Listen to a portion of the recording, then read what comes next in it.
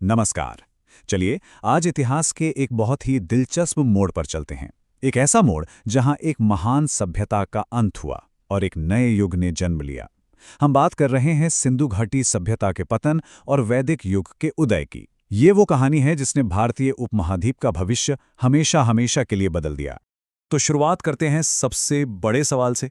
एक ऐसी सिविलाइजेशन जो अपने समय से बहुत आगे थी, वो आखिर कैसे वक्त के साथ गुम हो गई? ये एक ऐसी पहेली है जो आज भी इतिहासकारों को सोचने पर मजबूर कर देती है। तो देखिए, बात है करीब 1400 ईसा पूर्व की। उस समय तक ये जो इतनी शानदार शहरी सभ्यता थी, वो अपने अंत की ओर बढ़ रही थी। और ठीक इसी समय एक बहुत बड़े बदलाव की नींव रखी जा रही थी। चलिए इस कहानी को थोड़ा और गहराई से समझते हैं। देखिए, किसी भी सभ्यता के पतन को समझने के लिए ये जानना बहुत जरूरी है कि वो सभ्यता पनपी कहाँ थी, उसकी जमीन कैसी थी। तो ये सभ्यता बसी थी सिंधु नदी और उससे जुड़ी दूसरी नदियों के विशाल मैदानों में। ये नदियां ही उनकी जिंदगी का, उनकी तरक्की का आधार थीं। और ये कोई मामूली मैदान नहीं थे, इसे दुनिया के सबसे उपजाऊ जलोढ़ मैदानों में से एक माना जाता है। मतलब नदियों की लाई हुई उपजाऊ मिट्टी से बना एक बहुत बड़ा इलाका। जाहिर है, इतनी बड़ी आबादी और इतने बेहतरीन शहर इसी जमीन की वजह से मुमकिन हो पाए। इस जमीन ही इस सभ्यता की रीढ़ की हड्डी थी। और फिर इतिहास के इसी मंच पर एक नए समूह की एंट्री होती है, आर्य।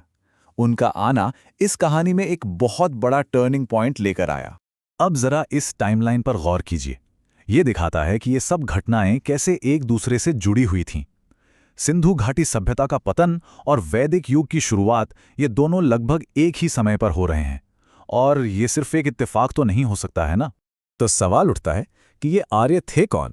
देखिए, सोर्सेज बताते हैं कि ये सेंट्रल एशिया से आए लोग थे। सेमी नोमैडिक, मतलब एक जगह टिक कर नहीं रहते थे।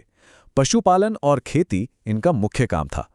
लगभग 1500 ईसा पूर्व के आसपास ये हिंदू कुश पहाड़ों को पार करके उस इलाके में आकर बस गए, जिसे उन्होंने नाम दिया सप्त सिंधु, यानी 7 नदियों की धरती।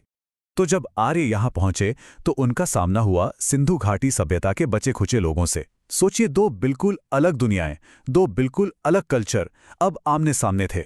अब आर्यों के आने को लेकर एक बहुत बड़ी डिबेट है। और हाँ, कॉम्पिटिटिव एग्जाम्स के लिहाज से ये टॉपिक बहुत बहुत जरूरी है। तो चलिए इन थ्योरीज पर जरा करीब से नजर डालते हैं। तो असली सवाल यही है कि इन दोनों ग्रुप्स के बीच का रिश्ता कैसा था?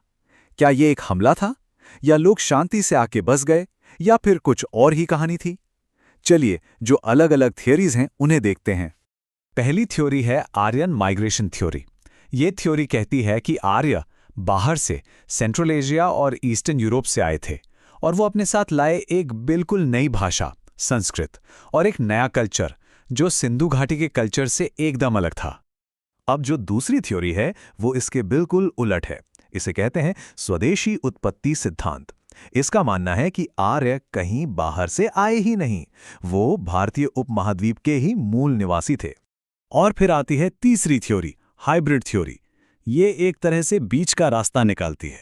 ये कहती है कि आर्य संस्कृति जो बनी वो लोकल लोगों और बाहर से आए प्रवासियों का एक मिक्सचर थी, एक मेलजोल का नतीजा थी। अच्छा, अब इन थ्योरीज की डिबेट से थोड़ा आगे बढ़ते हैं और ये देखते हैं कि इस मेलजोल का नतीजा क्या निकला। नतीजा था एक बिल्कुल नए समाज का जन्म, जिसे हम आज वैदिक युग के नाम से जानते हैं। तो देखिए, थ्योरी चाहे कोई भी सही हो, एक बात तो पक्की है, इस कॉन्टैक्ट ने एक मिली जुली संस्कृति को जन्म दिया। ये एक ऐसा मिक्सचर था जिसने शुरुआती वैदिक समाज की नींव रखी। और इन दोनों के रहन सहन में कितना बड़ा फर्क था, ये देखिए। एक तरफ थी सिंधु घाटी सभ्यता जो अपने एडवांस्ड प्लान्स शहरों के लिए जानी जाती थी, और दूसरी तरफ थे शुरुआती वैदिक लोग जो ज्यादातर चरवाहे थे और फूस की झोपड़ियों में रहते थे। ये एक बहुत बड़ा शिफ्ट था, शहरी जिंदगी से वापस ग्रामीण जिंदगी की तरफ। और इस नए दौर को, वैदिक युग को, इसका नाम मिला वेदों से। वेद वो पवित्र ग्रंथ हैं जो उस जमाने के समाज, कल्चर और उनकी सोच के बारे में हमारी जानकारी का सबसे बड़ा और सबसे प्राइमरी सोर्स हैं।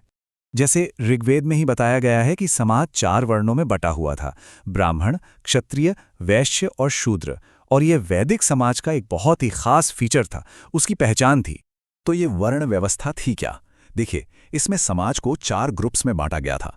सबसे पहले ब्राह्मण, जो पुजारी और शिक्षक थे, फिर क्षत्रिय यानी राजा और योद्धा, तीसरे थे वैश्य, जो व्यापारी और किसान थे, और आखिर में शूद्र, जिनका काम ऊपर के तीनों वर्णों की सेवा करना बताया गया। तो चलिए अब इस पूरी कहानी को समेटते हैं और देखते हैं कि इस महान बदलाव ने आगे आने वाले समय के लिए क्या विरासत छोड़ी। तो सबसे जरूरी बातें क्या हैं? पहली, एक शहरी सभ्यता का अंत हो रहा था और उसी समय एक ग्रामीण पशुपालक कल्चर आ रहा था।